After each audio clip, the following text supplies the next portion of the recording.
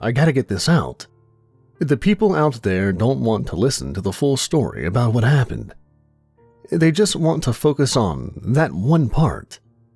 They're the type of people who flip to the end of a mystery novel to make sure their theory was correct. They're the type of people who love to talk about what they would do in a situation, but hate to listen to one's experience. I'm writing this because I want someone to understand. Those people want to condemn me screaming, "How could you?" And my response, only what was necessary, doesn't seem to satiate them. I have to explain myself and be heard. I guess that's why I'm getting this out there. I can already see that this is going to take a while. I'm allowed 1 hour of time with the computers before the guards shove me back into my cell. For the sake of honesty, I'll confess that I'm getting this out from a correctional facility. I'm not incarcerated yet. I'm waiting to be tried, and from the disdainful looks I've been earning from the jury, I have no delusions as to the verdict. My daily 1 hour limit to my computer time is really going to prolong this. But after all, the trial's going to take a while due to the media circus this case has generated, so I do have time. I'm also getting this out because I'm quite lonely. The guards want nothing to do with me, and I've been placed in isolation until the hearing is over. I'm alone in here, and I'm put in solitary when my multimedia time is up. There's been some speculation as to why this is. The court reasoned that it was for my safety. I could believe that if I hadn't seen the way they look at me. They want me isolated due to their disgust at my appearance and my actions. Ever since the accident, I've had this ghoulish appearance, which I don't feel much like talking about, and since there are no mirrors, I don't really have to confront the damage done to my body. I'll start at the beginning. I wanted a new start. I wanted to get away. I packed my belongings, which wasn't a whole lot, into 2 suitcases and hopped over a cross-country flight towards Colorado. I was in a rut in my home state. I'm going to gloss over the reservation in which I was born. I don't really consider it to all be a part of my heritage. I wanted a fresh start and new experience. I watched the snow fall outside the window and thought of my dreams. I was granted that fresh start and new beginning by laughing and cruel gods. The engine stalled mid-flight. Our place fell out of the sky and collided with a mountain. The impact should have killed us instantly, but the pilot had attempted a breech landing. We slammed through trees that tore the plane apart, and we came to a skidding stop amongst the snow. I had blacked out from the sudden drop in altitude, but the shivering cold revived me within minutes. In a state of shock, I unbuckled my seatbelt and tried to stand up. Everything looked blurry, and I took my first tentative step. I fell flat on my face and would have broken my nose had something not shielded me from the floor of the plane. My hazy vision returned to me in increments, and I recognized I had collapsed on someone. I began to apologize profusely as my vision cleared, and I noticed that my apologies were falling on deaf ears. The dead are unable to hear. The man, what remained of him, had been horizontally bisected by a seatbelt and laid in 2 messy pieces on the cabin floor. His death was a quick one. He bled out in seconds while others filled the air with their moanings and supplications to gods who were no longer listening. The first thing I did was move around the plane and check on the other passengers. Most were concussed and looked like they would never wake up due to their injuries. I guess I'm lucky that I was in the middle of the plane and wasn't whipped around as badly as the others. Most of the passengers were lost causes. One woman had been lashed forward into the fold-down tray, which had pierced her neck and killed her relatively quickly. The sudden impact of the plane crashing had hurled an unrestrained child into the seat in front of him and broke his neck. He gurgled pitifully as I passed by him. Knowing I could do nothing for him, I continued down the aisle. I saw more carnage. The most gruesome instance that I recall was the stewardess. She had been helping passengers into their seats while the plane went down. She didn't have time to get to safety as the food cart bore down on her and smashed her into the cargo door. I could only tell the remains were a stewardess by her name tag that read, Marge Reed. She was a red, splattered mess that was splayed against the door to the cargo, her exposed ribcage jutting out of her ruptured abdomen like a macabre spider that sought to ensnare me. I would have thrown up had I not been in such a shocked state. I moved up towards the cockpit, checking on any other passengers who might have survived. I passed by more dying and dead people. One arrested my progress. It was a man. He was dressed in a jacket with a tie, a business type. He groaned in pain. He pawed feebly at the metal protrusion in his chest. Upon closer examination, I learned that it was the metal part of the seat tray that had impaled him to his seat. It must have missed his heart, but judging by his rasping breaths, I knew it had probably pierced and deflated a lung. He was dead. He just didn't know it yet. The impaled man pled, "Help me." His hands clawed at the metal bar and he coughed up a red substance. I responded, "You're dying." His eyes dilated and he whimpered, It hurts." I nodded and braced myself. I told him to close his eyes, and when he did, I pressed the palm of my hand over his mouth and pinched his nose shut. He shifted in his seat and tore the wound in his chest deeper. My hand held fast to his mouth and nose as I gave him the only mercy that was left to give. It didn't take long for his struggling to still. I held my hand over his mouth for a few moments longer until I was sure. Once I knew he was dead, I threw up in the aisle. I continued walking. Most of the other passengers were beyond help, but their end was a fast approaching and merciful thing. They had only minutes left as opposed to the impaled man who might have lived through his injuries for a few agonizing hours before finally giving up the ghost. The door to the cockpit was stuck. I ran my shoulder into it a few times before it gave way enough for me to look in. I didn't like what I saw. The nose of the plane had collided with the side of the mountain and the cockpit had taken the brunt of the damage. It had crumpled like it had been in the hands of an angry god. Through the wreckage, I could see only a few things to confirm that there had actually been someone in the cockpit, one of which was a hand sticking out of the crumpled metal. It twitched spasmodically, and I lied to myself and said that it was the electricity from the sparking equipment galvanizing the body.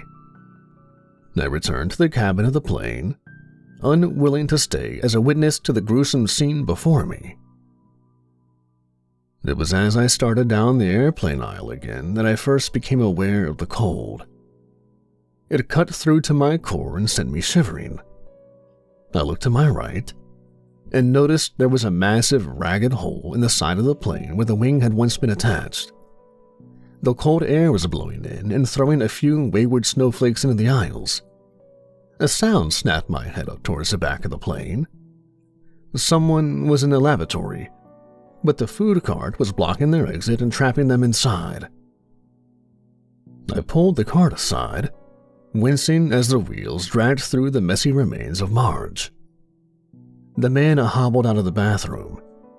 He had a few bruises and bumps, but he was going to survive.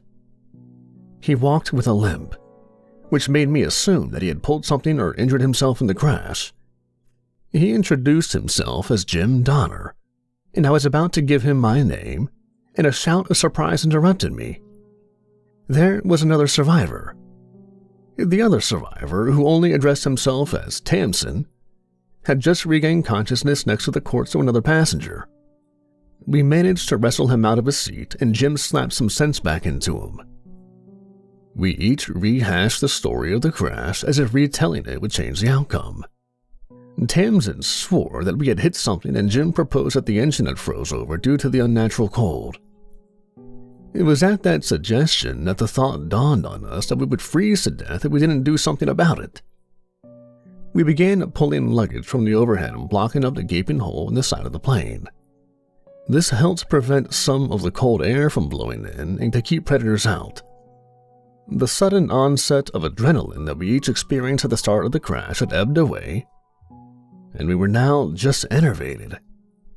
We spent the first night huddled together for warmth in the aisles, surrounded by the dead, while the wind howled at us through the wreckage of our plane. That night, I dreamt of the pilot's hand sticking out of the wreckage. It twitched to life and began to beckon me with its fingers as if inviting me somewhere. I didn't sleep so well for the rest of the night. We raided the food cart for food and ate chips while discussing our plans. I knew that the airport would know something went wrong when we didn't arrive and they'd come for us. Tamsin disagreed and pushed us to leave the wreckage and seek salvation. Jim opposed this, and that was when Tamsin became agitated. Tamsin told us that he wasn't going to stay in the steel coffin to freeze and starve to death, and that he was going to leave and find help. I was about to point out the ridiculousness of venturing outside without protection against the elements when Tamsin put his plan into motion. He began stripping the dead of their clothes and wrapping them around himself. He made an effective coat against the snow. He wished us luck before venturing outside with nothing but a bag of airplane chips, a bottle of water, and his makeshift coat. I never saw Tamsin again after that. I would later find out why Jim was against the idea of walking to freedom. In the plane crash, he had injured his leg. He rolled it and dislocated his ankle. By the end of that day, his ankle was swollen to the size of a softball and the slightest movement was agonizing. The shock of yesterday had covered the pain, and now that the adrenaline was gone, he was effectively disabled. It all fell on me to care for him and try to survive.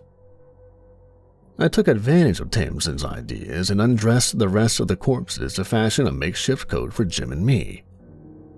I then began the less than pleasant task of moving the corpses back into the cargo hold. The hardest part of that job was dealing with Marge's corpse. I was almost afraid to touch her body, because she looked like one of those monsters from John Carpenter's The Thing. While I dragged the 57 deceased passengers into the cargo hold, Jim was taking stock of the food and water. When I finished, he told me the news that I already knew. We had enough food for 2 more days. We crashed after in-flight service and the reserves were depleted. At the end of the 3rd day, we were out of food. During those days, we speculated about how far away our rescue was. Jim told me that they were only a few days away, but I knew better. If they hadn't found us for 3 days, they had no clue where we were, and the search could take weeks. In my darker moments, I wished I had joined Tamsin and abandoned Jim. It would have been a lot quicker, one way or the other. After depleting our stock of food, our discussions began to grow darker. He spoke of death and the hopelessness of our situation. I knew that Jim's ankle had now swollen to the size of a grapefruit and hurt him so badly that he was drinking his way through the plane's minibar to ease the pain. The alcohol self-medicated him, but it made him have to use a lavatory frequently. I had to help him up, which hurt his leg and made him want to drink more. It was a vicious cycle. When he was drunk one night, he told me that we had to survive one way or another. He proceeded to suggest that we eat the corpses of the other deceased passengers. By then, a week had passed without food, and my stomach was filled with a dull hurt. I told Jim that the thought was insane. I waited until he passed out before I snuck back into the cargo to examine the corpses. They were practically naked save for their underwear, and their skin was covered in frost and frozen. They had begun to rot, and there was no way we could eat them without getting sick. The smell of the decomposed bodies was so pungent that I almost threw up in the hold. The cargo hold wasn't like the insulated main cabin of the plane, which is why we had been able to survive for so long. When I returned to the little nest of clothes I had made, Jim was awake. He read my expression. They're rotten. I told him we couldn't eat them, and that we would just have to wait for rescue. He laughed at that. He laughed maniacally for the rest of the day. Desperation began to set in the next couple of days. Time was a relative thing. I began to lose count of the days we had been stranded out on this mountain range. Jim drifted in and out of delirium as the pain in his dislocated ankle grew greater with every passing moment. He had moments of clarity where he was able to form coherent sentences and befuddled moments where he only laughed or wept for hours. I retreated into myself as the hunger slowly began to eat me from the inside out. The jury wants to know when I made my fiendish decision and how I came to it. I can't give an exact time or sentiment. The days had settled into a dull malaise, and the nights had contorted into nightmarish phantasms of hands in the wreckage and rib cages closing around me like teeth. I felt nothing. I existed in a semi-conscious, stupefied state. All I can tell you is that, before I did what I did, I lifted up the slat and looked out at the frozen landscape. No one was there, and I was all alone. I made my decision. I drank a tiny bottle of Jack Daniels to steel myself. I slammed the bottle on the armrest and broke it into a sharp edge. I turned to Jim, who had shifted into a state of uncontrollable laughter. I had tried to talk to him for days, but he just kept laughing and shrieking nonsense. I had no other choice. I stabbed him in the throat, and the mini bottle cracked as it pierced him. Blood. Blood welled up on the surface, but it hadn't penetrated deep enough to be a fatal wound. Having lost the weapon, I straddled and began choking him. I had lost a lot of strength by that point, so it took a lot of time to strangle the life out of him. He resisted feebly. His hands beat at me, but I was wrapped in clothes and barely felt it. I continued to choke him until I was sure he was dead. His eyes rolled back in his head, and his struggling stopped. I kept strangling him for a few minutes to be sure. I throttled him and shook him until his neck gave a sickening snap. I placed my head over his chest and listened for his heart. I heard nothing. He was dead. Once I was certain that he was gone, I rolled off of his chest and threw up a bile.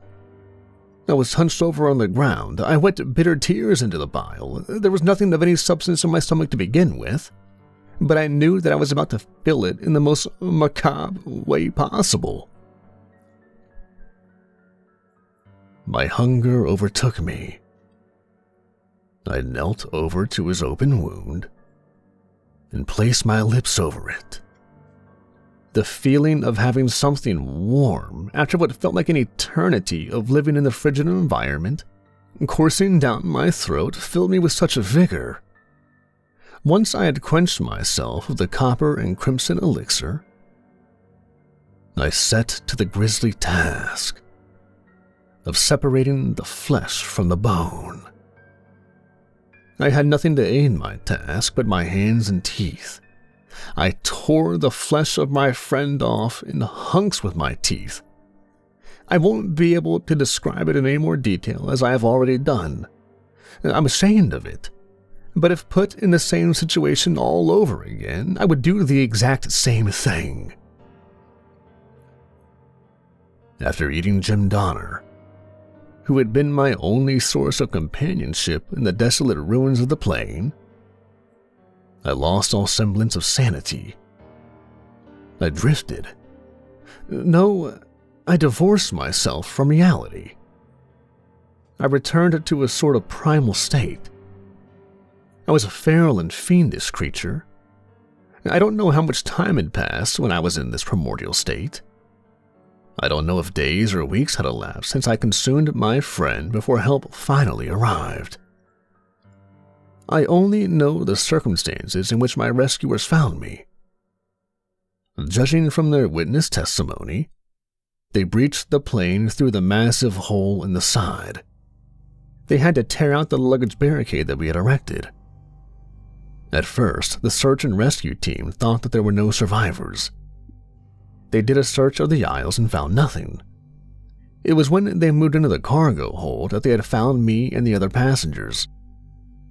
The cargo hold was dark. They couldn't see anything, so they had to use their flashlights. Before they could switch them on, many attested to having heard a sickening crack. When they finally trained their lights on me, I had just broken open the bone of one of my fellow deceased passengers. My mouth was firmly attached to the woman's fractured femur, and I was sucking the marrow out of it. The light startled me out of my state. At first, I thought that the light from their flashlights was a product of my fevered dreams. It was only until I looked up at them and into their faces that I knew I wasn't hallucinating. They looked at me in a mixture of shock, terror, and disgust at having seen me at my most human state. They weren't sure if I was man or monster. I'm still not sure of that myself. I don't know how long I had been in the cargo hold, but I am aware of a few things. At some point, I had stripped off my makeshift coat. I must have been in the cargo hold for at least a couple of days, feeding off of the marrow of the passengers' corpses. The cargo wasn't insulated.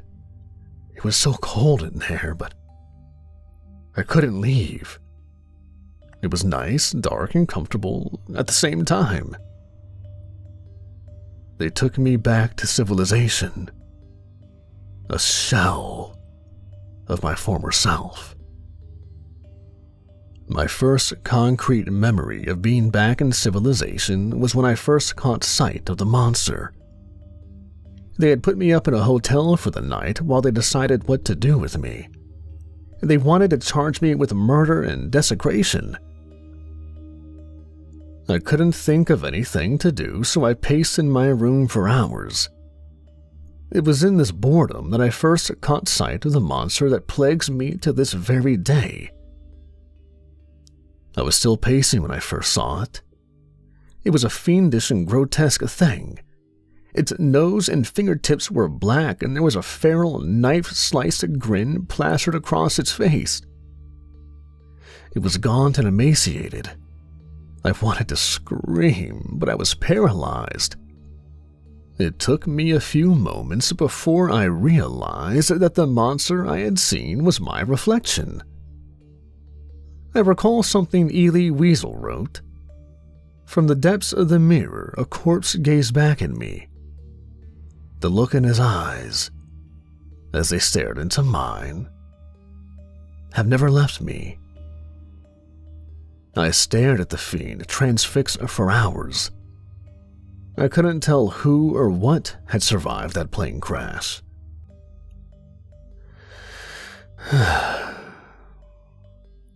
That's my story. This will be my last day in here. Tomorrow morning I'll be gone. The image of the jury standing and declaring me innocent of murder is burned into my mind. He stood and said, "We, the jury, find the defendant, Kenionis, Mr. Blackwood, to be innocent due to extenuating and debilitating circumstances. Tomorrow, I will be released back into the world." To be truthful, I'm ambivalent about the verdict. I'm not sure if I should be released back into the world. A part of me yearns to be free, and another part of me demands that I be caged. Every night, I wake with a scream trapped in my throat, and the salty and iron-esque taste of marrow is fresh in my mouth. I don't know what's worse, the memory, or that when I remember that taste, my stomach growls and I begin to salivate. I experience such a frightful hunger in the pit of my stomach. That sounds crazy, right? I know it's crazy. That's why I'm going to erase this, all of this. Even if I decide to delete this entire narration, I'm glad I told it. I'm glad to get this all off of my chest. After the departure of Kenio Nuskatu Blackwood, the prison guard sank into the chair with an over-exaggerated sigh. He was glad to see that freaky-looking man leave. The trial was over, but the media shitstorm still swirled around them. The news stations were clamoring for information. He glanced back and forth to make sure there were no witnesses before he began. He turned on the computer and began searching for any relevant data Blackwood might have left behind. Anything. A letter or email to family or friends would fetch a high price with them. The guard found no email, but he didn't manage to recover a document that had been deleted hours before Blackwood was released back into the world. The prison guard leaned forward and began to read the document with a hungry expression on his face. This would fetch a high price indeed.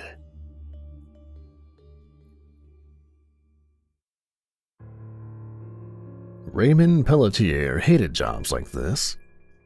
He pulled his parka tightly across his body and tried to turn his back to the wind that whipped stray flakes into his clothes. He didn't hate the cold as much as he feared it. He brushed away a memory of locking himself outside in a blizzard when he was younger and almost freezing to death. He paused for a moment for his partner to catch up with him. His partner was a greenhorn and liked to try and joke his way through conflicts in life. Raymond Pelletier had been a search and rescue operative for 15 years, and the part he hated the most about it was recovering the frozen bodies. Cross-country skiers had seen something sticking out of the snow earlier today, and they reported it to the local authorities, who in turn reported it to Raymond. He knew that this was his partner's first time in corpse recovery. His partner was wet behind the ears and cocky. It was a dangerous combination. He insisted on his co-workers calling him Iceman like the character in the movie Top Gun. He insisted so much that no one managed to learn his real name. Ray hoped that this might be an educational and humbling experience, but he doubted it. They had been hiking for the better part of the day, looking for the body. The snow had been falling around them since they started out along the path. Ray's trained eyes scanned the massive white landscape before him and deftly located the body. Iceman was the first to reach it due to sheer virtue of youth. He stood over the corpse and shouted, "Holy shit! I think this guy was taken advantage of by the abominable snowman." Ray drew close enough to the frozen corpse to make sense of his partner's asinine comment. The body was a Caucasian male, approximately 30 years old. He was lying in the prone form with one arm bent upwards like he had died trying to give God the finger. He had been stripped of his shirt, and his pants were around his ankles. It wasn't the most dignified position to die in. Ray's partner suggested, "Should we put an APB out on Frosty? I never did like him. In the movies, he seemed a little too friendly. I bet we wouldn't have this problem if someone had just given him a snowblower. You're an idiot, you know that?" Iceman countered, "Why would he be practically naked then? He didn't strip on his own." Ray spoke as if he were talking to a child, an especially slow child. "Listen good, because I'm only going to explain this once." The crash. Tamsin groggily opened his eyes. It was the cold sensation sweeping its way through his clothes that forced him to wake up. He blearily remembered drifting off on the plane ride. He hadn't had much sleep the night before. He rubbed the sleep from his eyes and looked over at the source of the cold air. He didn't see the giant gaping hole in the side of the plane, which was directly in front of his eyes because he was more focused on the passenger next to him. The woman next to him was looking at him with her head tilted at a weird angle. The head sagged, but her open, glassy eyes met his stare. On her neck, there was an odd protuberance that Tamsin quickly realized was due to the fact that her spine had been snapped. She was dead, and her dead eye stare had been locked onto his unconscious form while he had been knocked out. He shrieked and tried to free himself, but something held him to his seat. In his terror, he attributed this to being locked in her death grip. To his panic-addled mind, she had ensnared him and was pulling him towards a hellish death. He struggled and screamed before a pair of rough hands grabbed him and pulled him hard. He came free from the seat's buckle with a metallic pop, and a powerful hand delivered a slap to knock some sense into him. He was knocked out of his reverie and became aware that he was in the wreckage of a plane and surrounded on all sides by the dead. When he was asked questions by the other two, he gave simple answers. He only gave his first name. He didn't like the look of the boy. The young man looked like he was 20 or so years old. He had a darker complexion. That wasn't one of the reasons Tamsin didn't like him, though. It was the sideways glances he kept throwing to him and Jim that made him wary. And Tamsin lent a hand in constructing the barricade that kept the elements out of the plane, but he had already decided that he wasn't going to stay here. And Tamsin saw the plane as a place of death.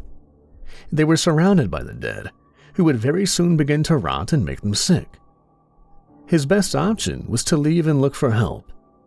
He made his intentions to leave apparent to the other two survivors, but Jim was opposed to the idea. Tamsin snapped at them that he wouldn't stay in this tomb for any longer. He grabbed some food and water for the trip and fashioned a coat for himself out of the clothes of the deceased passengers. He left the two as he went towards his perceived salvation. The first thing he became aware of when he stepped outside was the cold. The makeshift jacket he had made for himself out of the other passengers' clothes did its job and shielded him from the wind. His fingertips and face were exposed, but he tucked his hands into his pants as he walked and kept his back to the wind. He knew that if he could find a town or installation that he would be saved and maybe even hailed as a hero when he directed rescue back to the wreckage. Tamsin began walking in the direction that was in a decline. He assumed that he had a better chance of finding help if he went downhill. He silently prayed that he wasn't walking down into a valley that butted up to a cliff. Every now and then, he withdrew his hands from his pants and rubbed them together to generate heat. The snow was picking up, but he could see the path in front of him. He just had to keep moving downhill and he would be in the clear. After a few minutes, Tamsin began to shiver, and he was prepared for this. He rubbed his arms against his chest and began to warm up. He continued down the path he had chosen. With each step, his foot sank into the snow up to his ankles. It didn't take long for his feet to begin to get cold, and he was wearing sneakers after all. He continued walking and silently prayed that his exertions would warm up his extremities, and he resumed his march. It wasn't until he went for a drink that he began to realize how cold it really was. The water had begun to crystallize. He had only been outside the plane for an hour or so. That meant it had to at least be below 32 degrees, if not lower. He took a swig of water and winced as the icy water traveled down his throat. It felt like he had swallowed a razor blade. Tamsin took the water bottle and tucked it under his armpit to prevent it from freezing completely.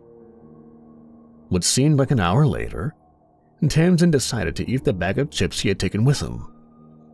He reasoned that it would be better to eat them now, as he was getting tired of constantly looking down at his hands to make sure the chips were still there since his fingers had gone numb a while ago. A smile played across his lips when he thought of trying to eat with his chattering teeth. It would be so much easier. He would just move the chips towards his chattering mouth and he would grind the food for him. Easy peasy. His hopes began to dissolve like a sand crystal in a rising tide as he struggled to open the bag.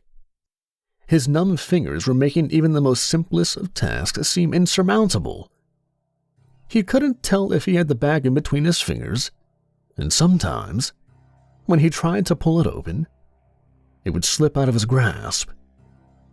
Tamsin finally managed a firm grasp on the bag and pulled. The opening of the bag was akin to an explosion that sent chip shrapnel everywhere.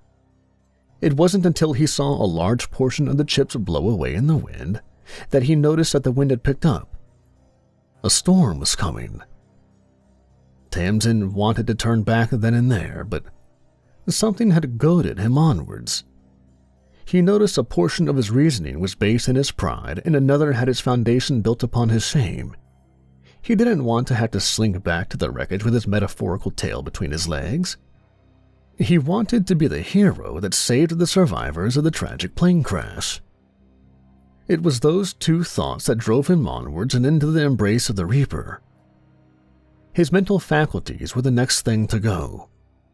He began to have difficulty thinking straight. His mind was playing tricks on him and time seemed distorted. He thought he saw things in the falling snow. He saw human-esque figures shifting behind the veil of snow.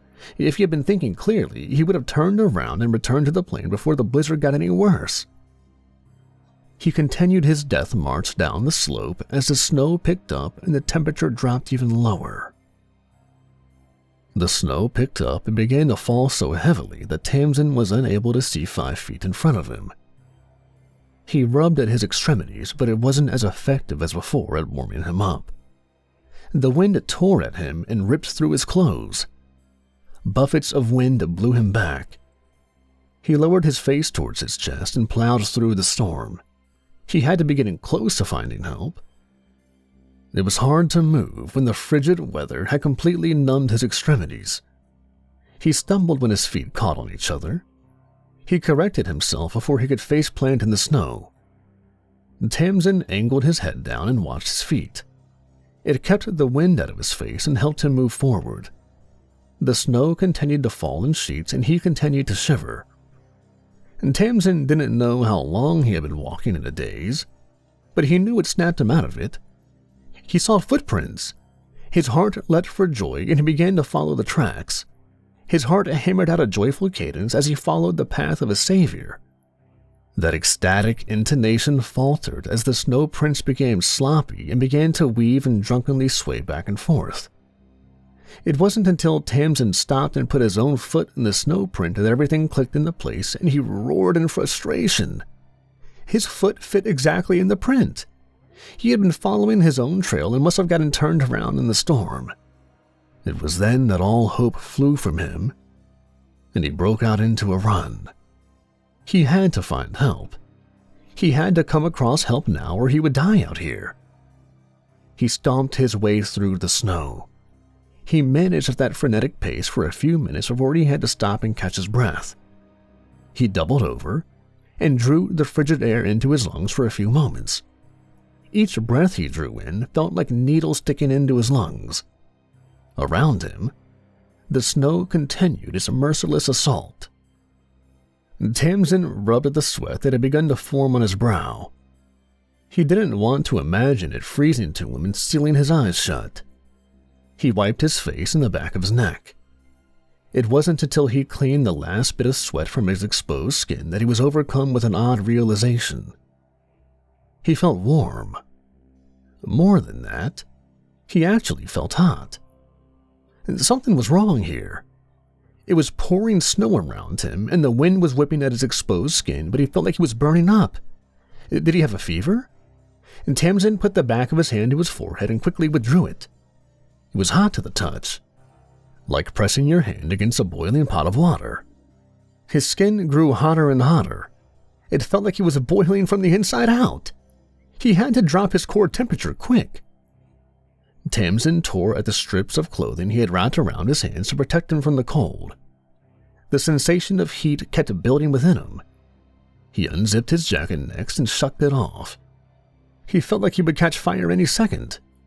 He slid his shirt over his head and dropped it on the ground next to his jacket.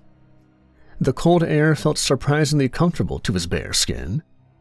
He continued to tromp through the steadily building snow, leaving behind his jacket, makeshift hand bindings, and shirt. The feeling of burning faded away as Tamsin continued to walk. The wind actually felt refreshing on his skin. The snow fell around him, and the flakes that battered up against him felt soft to the touch. His mind relayed that it would feel even better if he was wearing even less.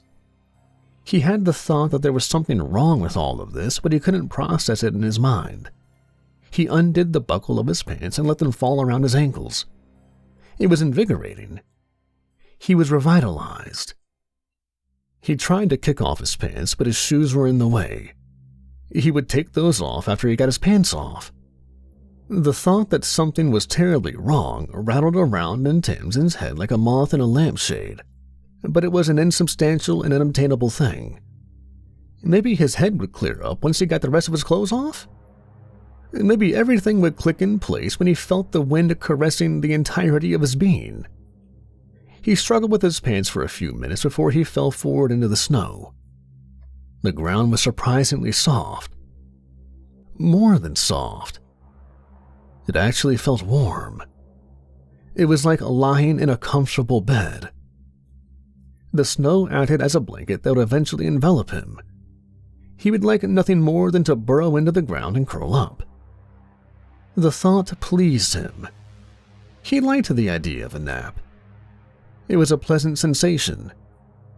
He would drift off for a few minutes and wake up re-energized. That gnawing thought that he had in the back of his mind drifted further and further away from his grasp. Tamsin closed his eyes and muttered, "So warm." He drifted off. Later, Raymond Pelletier continued. It's called paradoxical undressing.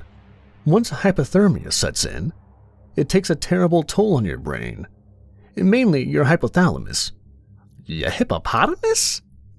Raymond sighed and continued. It's the part of your brain that regulates your temperature. The cold can actually induce the hypothalamus too. Iceman interrupted. So, you're saying he did this to himself? Yup. Shitty. Well, let's get him down off this mountain. Raymond asked the obvious. Where'd he come from? We have to go and see where he came from. There could be other people stranded somewhere. The two began their march up the mountain after marking the frozen man's body with orange flags. They had barely traveled a half a mile before they came across the wreckage. The man had obviously come from here. Raymond heaved a heavy sigh. He really did hate jobs like this. The frozen man could probably have turned around and made it to safety in a few minutes. He radioed in for more help. They had to search the plane for any more survivors. My name is Rickard Dunkelstein, and I have a hobby that's more interesting than most stamp and coin collectors. I'm a bit of an urban explorer. In today's day and age, when most of the world have been investigated and mapped out, I instead sought to explore the abandoned and forgotten. I reasoned that it was in these places where I could find the extraordinary. I enjoyed my forays into the disused and neglected portions of the city. I loved nothing more than to spend a Saturday carefully moving through the decrepit and derelict buildings in the southern side of the city. It was on one of these Saturday expeditions this past year that I first came across the journal of Kenioskatu Blackwood. I had been rummaging through an abandoned building on the industrial side of town when I discovered the journal. The first few floors were devoid of anything really interesting. But when I reached the sixth and uppermost floor, I found a soiled mattress and desk. Sitting on the desk was a fountain pen and a paper journal. I ignored the saccharine sweet smell that flooded my nostrils and pervaded the uppermost floor. I sat down on what was a squatter's mattress and began to read. Blackwood Journal Entry, July 28, 2011. My therapist, back when I had a therapist, suggested that I write all my emotions into a journal so I could go back and see how far I've come. I guess that's true, but probably not in the aspect that she had thought. She probably hoped that I would find enough emotional catharsis that I might make a breakthrough of sorts. But unfortunately, she was wrong. I write and write, but nothing ever changes. I guess I should give introductions. My name is Kenios Katu Blackwood. Don't ask me how drunk my parents were when they came up with that name. My father thought it sounded tough, and my mother was too doped up on the epidural to support or reject it. I told my friends my name was Kane, and that went over without any problems. I was raised on an Indian reservation in the western part of America, but I left when I was 20 years old. I'm writing all of this because my attempt to flee from home was met with less than desirable results. The plane stalled midair and crashed into a mountain. I won't elaborate what happened to me while I was stranded in the wilderness for over 3 weeks without food, and the wounded survivor who passed away named Jim Donner. I will only allude to the fact that it ended with me being tried for murder in court. I don't feel it necessary to expound on this, as shortly after my court hearing, my journal that I had typed while awaiting trial was made public. Even though I was declared not guilty by the judicial system, the release of my journal made me into a pariah. I couldn't live in one place for too long. As soon as the people placed my name and face to the tragedy, I had to leave. Their looks of disdain and harsh words were too much for me to bear. I was and am a social exile. I only did what was necessary to survive. I believe that anyone who had been in my situation would have done the same. But no one seems willing to step up to that challenge of being without food for 3 weeks and having to eat your only friend. I received a small sum from when I pressed charges against the airlines that had put me into that fiendish situation. But once my sentiments came out, their support and funding dried up. I found myself an outcast. I moved out to New York. It was the only place where someone could be swallowed up in anonymity. I lost everything. My identity, my ability to sustain myself, my pride. I had once asked the gods for a new start. Unfortunately, I didn't know that the gods were cruel and sarcastic when I offered up that supplication. I got my wishes in spades. I lived my life day to day in the streets. My frostbitten deformities make begging a rather easy thing. The tips of my fingers and nose have gone black. I don't have any more sensation in them, which took some getting used to, but doesn't even faze me now. I'm still a gaunt skeleton even a year after the plane crash that resulted in my near starvation. I earn enough begging to keep myself fed. It's not the healthiest situation, but it could be much worse. Blackwood Journal Entry, August 7th, 2011. Had that dream again. I'm peering into the cockpit of the place. The only part of the pilot's body that I can see is his hand. The impact crushed the cockpit and now it looks like it imploded. His hand twitches in its death throes, but it's also beckoning. It's calling me forward like I should have died in that crash instead of surviving. I back away from the corpse and turn to flee, but the stewardess is behind me. Her ribcage is split open from the cart smashing into her during the crash. The ribs move and her insides pulse with every breath. It gives me the impression that the ribs are teeth that are grinding, masticating. She lurches forward, and the last thing I feel before I wake up are the bones piercing into me. I wake up with a scream in my throat. One of the benefits of living by yourself is that in moments like these, you don't have to explain yourself to anyone. I'm sweating heavily and my throat feels raw. What disturbs me most about these dreams is the realization that they are stirring up old memories and sensations. I can almost taste the coppery sweet marrow in my mouth. It isn't an unpleasant taste, but I know that it is that taboo thought that resulted in my ostracization from the rest of society. My stomach growls at me. I lay back down and let the uncontrollable sobbing rack my body. Blackwood Journal Entry, September 1st, 2011. My nights belong to my nightmares, and my waking moments are now spent in fear. My therapist would probably chalk up the nightmares as my mind's attempt to process the horrible events. The other homeless people on the street are whispering of a gang going around abducting people, brutally beating them. Once they're done, they leave them in front of the police station. They say they are merciless and have been doing this for over 30 years. Witnesses are too frightened to report them to the police. They call themselves the Pluto Gang, and they have the citizens of New York too afraid to go outside. They've even assaulted a semi-known science fiction writer. I decided to take a fatalistic approach to the whole thing. I can't live my life in fear of the infamous Pluto Gang. There isn't much I can do to stop them if they decide to beat me to a pulp in the streets. Blackwood Journal Entry, September 8th, 2011. The nightmares continue and are evolving. I'm in the cockpit, and the hand of the pilot beckons me to come closer. He motions me to embrace oblivion. I turn my back to him and confront Marge Reed, the stewardess. Her ribbed teeth gnash and grind at me, but she turns and disappears into the cargo hold. I begin to follow her, but another memory is standing before me. Jim Donner is grinning a fiendishly feral smirk.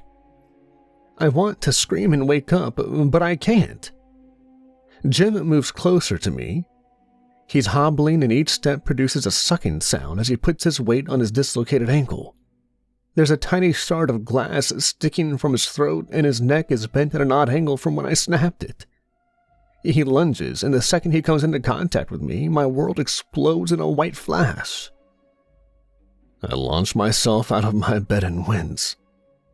I rub at my cheek and it stings. I must have bitten it during my dreams. I prod the wound with my tongue. It's a small wound and will probably heal on its own. The taste of blood in my mouth triggers a memory. I'm kneeling over Jim's corpse and my mouth is on the wound in his neck.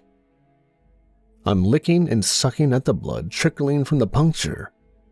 My stomach rumbles inappropriately. There's no way I'm going back to sleep tonight. I'm gonna go for a walk. Blackwood Journal Entry, September 25th, 2011. Went to the clinic today. I wanted a little something to supplement my begging allowance. I heard from other beggars that if you're in good shape or at least not riddled with disease, you could get $40 or $50 for an hour of time. I walked in the lobby while the secretary stalled.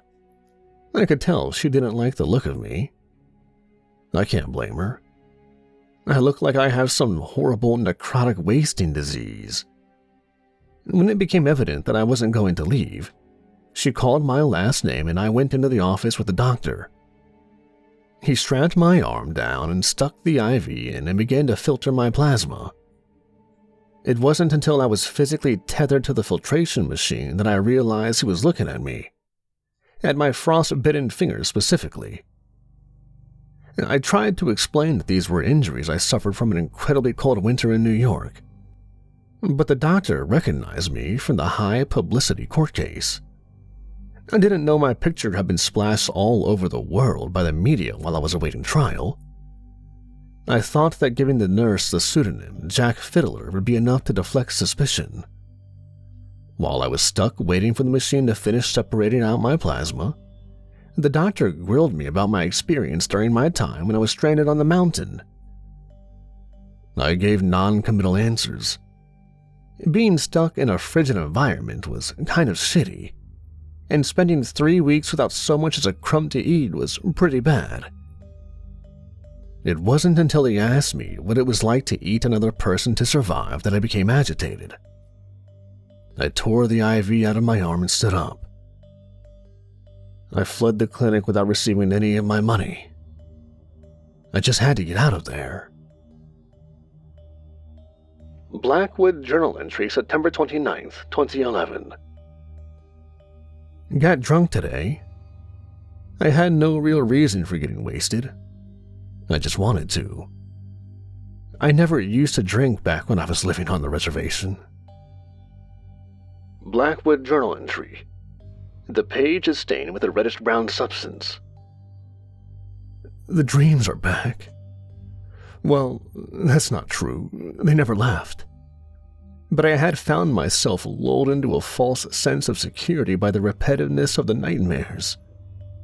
The beckoning hand, the savage stewardess, and Jim were now commonplace. I had seen them so much that it was like greeting an old and familiar dream. The dream I had last night was different. Jim appeared before me. He had been standing in the nest of clothes that I had made to keep us warm back then. He looked like he had always looked in my dreams. He had the shard of glass sticking out of his throat, and the deep purple throttle marks were on his neck. He began to shamble towards me on his dislocated ankle. As he got closer, I noticed that he was now completely covered in bite marks.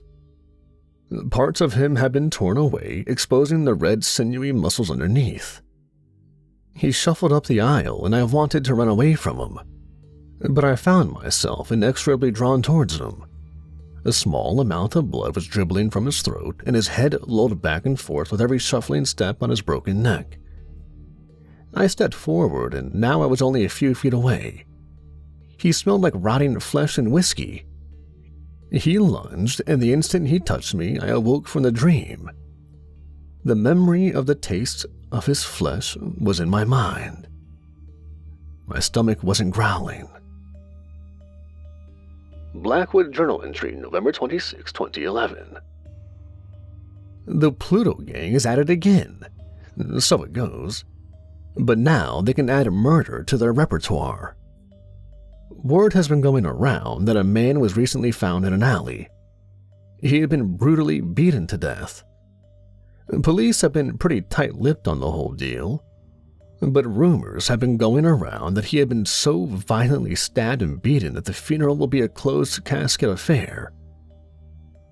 I don't know if it really is them or there are copycat gangs running around using their MO, but I do know that it has me on edge. The building I'm squatting in is a few blocks away from the other squatters. I don't play nice with the others, it would seem. They could assault me, and I could scream bloody murder, and not a soul would hear me.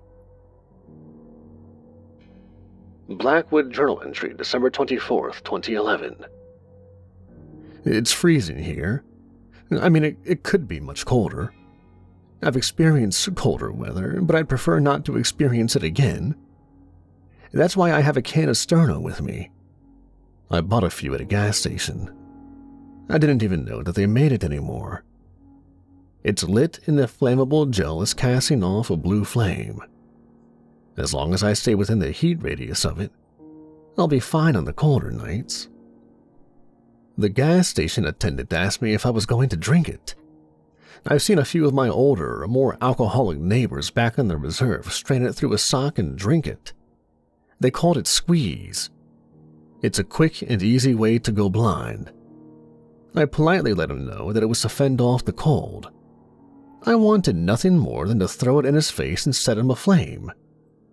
I've been noticing lately that I've been getting agitated easily and without much provocation. Blackwood Journal Entry, January 2nd, 2012. I've had a bit of a revelation of sorts. Blackwood Journal Entry, January 3rd, 2012. I guess I need to elaborate on that. The pieces of the puzzle were before me this past month or so. It wasn't until the dream last night that I began to reassemble the puzzle. The quickness in which I would lose my temper, the tonal change of my dreams, the lack of hunger. I now know what's happening. I'll tell you of my dream. It began like all the other recurring dreams I had since the plane crash. I watched the convulsing and clutching hand of the pilot. I sidestepped the stewardess whose body was split open and masticating like a mad dog. I moved down the aisle and confronted Jim Donner. Something was different this time. It didn't end in a white flash. As soon as I touched him, I was on him. My hands wrapped around his throat as he feebly beat at me. I watched him die. I began my macabre feast. Once I had my fill of him, I stood up and went to the door that led back to the cargo hold. Everything was so clear and prescient. I knew what was going to happen next. It was more like a memory than a dream. During the trials, I couldn't remember anything during my time in the cargo hold, but now it was as clear as day. The door swung open and the stench of week-old death wafted in from the inky black. I stripped off my jacket and makeshift gloves. I wouldn't need them anymore. I was where I belonged. The memories. I remember shoving my face into their cold abdomens and tearing at them. I buried my face into their ribs and gnawed at their hearts. It was tough to chew, but so nourishing. I had my fill of feasting on their flesh. It was difficult to chew due to the damage the cold had inflicted on their corpses. I beat and broke their bones and lapped up their marrow.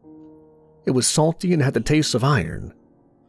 I remember the taste of it, their blood, their marrow, their flesh. I remember all of those delectable tastes. The pieces are all in place. I haven't been hungry because I've been satiating my urges. When did I become a somnambulist? Is the Pluto gang even a real thing? I know the murders aren't theirs to claim. How long have I been sleepwalking through my nights? How many times have I woken up feeling oddly refreshed and full? I don't know how long for certain I've been giving in to my darkest desires, but I do know one thing. I am so very hungry. The other pages have been stained a dark red and are unreadable. I set the journal down. I wanted to leave, but something was preventing me from doing so. I had some sort of unfinished business. His last journal entry was over a year ago. Could he have abandoned this place and set up another haunt? There was nothing to indicate that someone had been here. Dust and cobwebs had begun to form on everything. The thing that bothered me the most was the smell. What was that smell? It was a cloying, sickly sweet scent. I can't really describe the smell other than thinking of one time when I was a child and I ate a jar of honey and got sick. This smell brought back that memory and that feeling of upset. The smell was coming from the nearby bathroom. I wasn't sure if there was running water here anymore. At first, I thought it was the smell of fetid water that had been sitting in the bathtub for months on end. But my attention shifted elsewhere when I saw the writing on the wall. It, of course, wasn't metaphorical writing. I had already read the metaphorical writing that I should have gotten the hell out of there the moment when I picked up the journal. This was actual writing. It was scrawled all over the bathroom walls and mirror in a black felt-tip marker. When'd I go? When'd I go? Huh. The words overlapped each other and the ink had begun to bleed into the plaster of the walls. What could it mean? When did I go crazy? I assumed he'd gone crazy years ago after the plane crash. When'd I go? When'd he go on his serial cannibalistic spree? When'd I go? I was missing something. WHEN''D, I go. I couldn't see the whole picture. When'd I go? The pieces clicked together when I said it out loud. When'd I go? Wendigo! He had gone completely off of his rocker. He thought he was a Wendigo. A cannibalistic spirit prominent in Native American legends. I didn't care about investigating the smell anymore. I just wanted out. I had just turned around when a voice rasped. Oh, my feet. Oh, my burning feet of fire. It wasn't his words that startled me, but the way he spoke them. It was somewhere between an inaudible noise and a whisper, but the sound of it ground into my ears like sanding paper. I think if I should live 100 years, I'll never hear another sound like that instantly raised the hair on the back of my neck and made my stomach do a somersault like the sound of Blackwood talking. It sounded like this was the first time he had spoken in months. He was just outside the bathroom and he was waiting for me to show myself. I slowly exited the room and found him standing in the doorway. It, because he barely looked human, now exhaled a rattling gasp. He was bone thin. The tips of his fingers and nose were black and necrotic. His eyes were sunken sockets in his head, and they regarded me with a feverish fervor that reflected insanity itself. The blackened skin had drawn back from his nails, and it had given him the image of having claws. He spoke like a radiator rattling a bolt around in its tubing. Did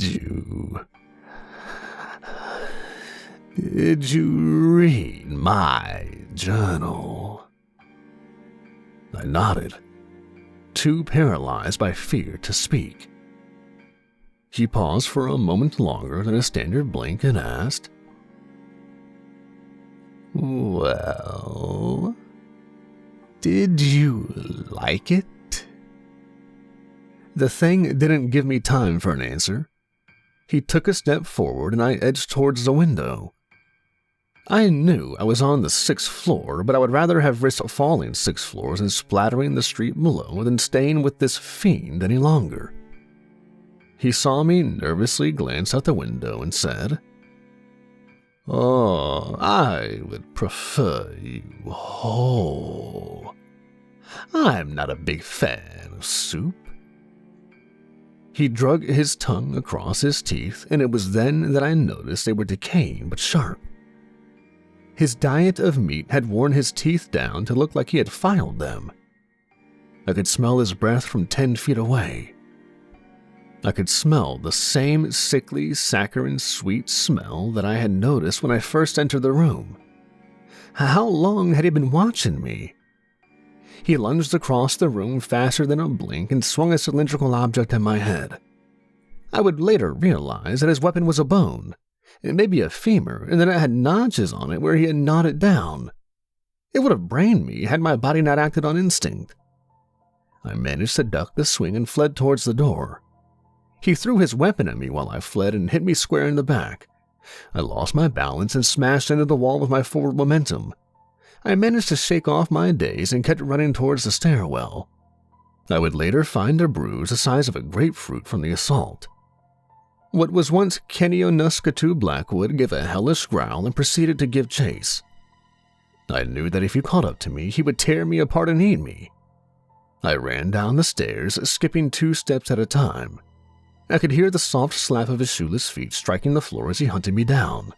I could hear him gnashing his teeth and making guttural sounds behind me. I flew down the flights of stairs and ran out into the lobby. The door was closed, and I didn't want to fumble with the knob with him so close behind me, so I lowered my shoulder and rammed it.